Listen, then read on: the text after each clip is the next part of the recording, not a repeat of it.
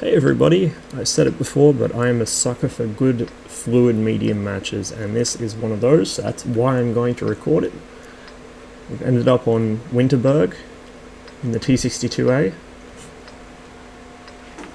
and it's turned into a very fine time for a medium tank.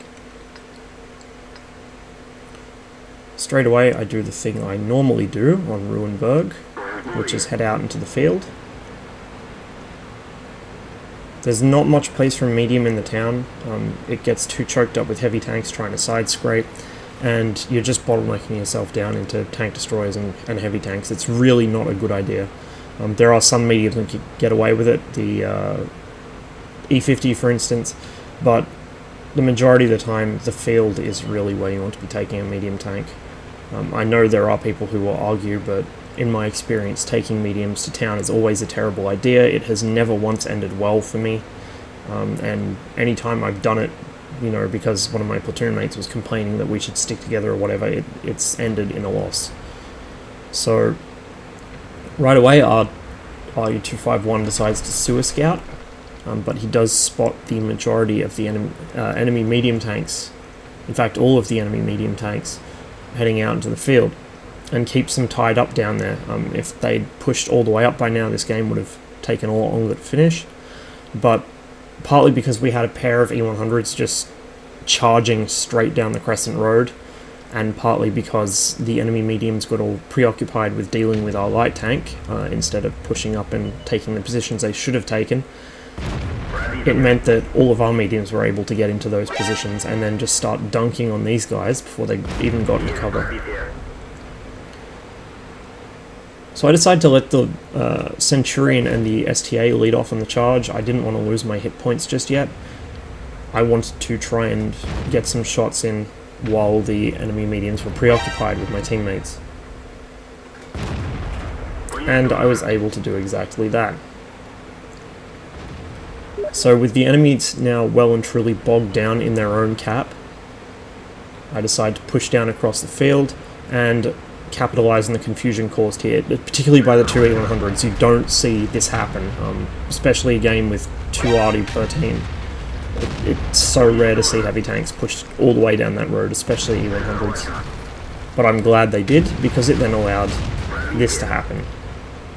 Their team didn't have a clue what was going on, their RD was out of place, their heavies were out of place, and so all us mediums were able to just charge straight in and start wrecking people, and the enemy team didn't know what to do, didn't know how to respond, because they'd never seen something like this before. And to be fair, neither had I. So I've now got tanks on all sides of me to engage. There's plenty of targets, but there's also plenty of friendlies around, as opposed to usually when I find myself in a target-rich environment. It means I've overextended very badly and I'm about to die. In this case, it meant that my team had just pushed so deep into the enemy they didn't know what to do. And so while the enemy mediums were indecisive about who to engage, I was able to put fire on them from my position here, while not being pushed by the Conk GC for a shotgun, the E75, or the E5, or the Waffenträger, because none of them were keen enough to poke around the corner and risk getting hit by my teammates. Only now, after I've dealt with the mediums, does the E5 decide to get brave. And he immediately regrets it. Mindful of the 50-on-20 on that corner, I just hang back a bit and see what he does. And then, once it's clear he's not likely to come around, I decide to dive on the E5.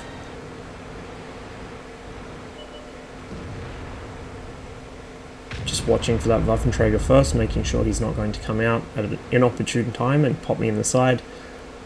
I see the E5's turrets pointing the other way into the city, so I see my chance and just dive straight in. He does get a snapshot into me, he's firing heat, not that it matters at this point. I'm able to get in right beside him, wedge myself up against him, and there's really nothing he can do at this point. I do get a little careless and I'll let him hit me there, and I decide to run for the cover of this corner. Unfortunately, I only tracked him there, but I knew I had the hit points to tank a hit. In fact, he goes to HE. His last 2 shots have been HE, I'm not sure why, especially after he was firing heat at me to begin with. careless shot there. Very careless. But thankfully I'm able to get in around the Waffenträger before it can fire a shot and finish it off. And now this is where I make my mistake. As I'm coming through here, I forget the AMX is there. It gets one shot in and I hesitate. I should have either continued straight ahead or backed directly into cover instead of trying to get shots as I moved, because this then left me with no hit points and he was still loaded, so he rolled around the corner and popped me.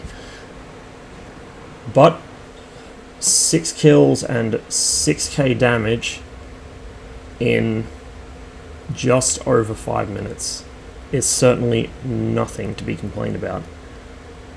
I was a little worried our team might be trying to throw this, but as it happens, we did come out on top because our IS-7 was able to get in the enemy cap and finish off the E4 before it could get a reset on him, and then there was nothing else in position to get the reset.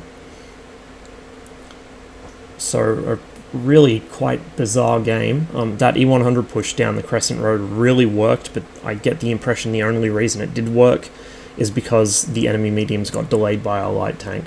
I'm not condoning suicide scouting here, particularly in a tier 8 light. There's much better uses for it, but because he stopped the enemy mediums down around where our scent is in K6, K7 and bottled them up there, it prevented them from then being able to shoot the E100s in the flank as they crossed the Crescent Road.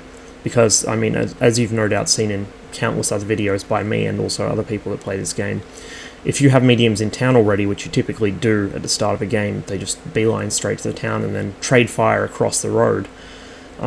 They kind of cancel out each other's Crescent Road, so if something comes much further than about halfway to the center line, to the axial, it's going to get shot in the side from up in the town.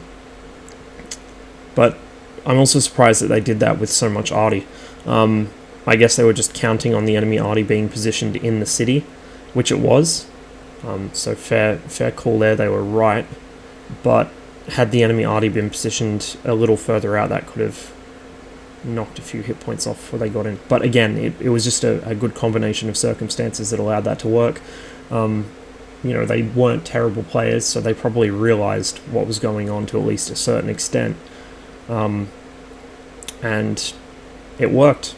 You know, it was good coordination, whether it was intentional or not. It happened to work out very, very well. And I only wish I could see it more often in pub matches, instead of just people not paying attention to what's going on and getting killed off one by one. Anyway, I hope you enjoyed the video. It's not every day you get to see something like this, particularly a heavy rush down Crescent Road. Most people these days are too scared of arty to move heavies across any kind of open ground, let alone right through the open center of a map. I wish you the best of luck in the field, and I'll see you on the next one.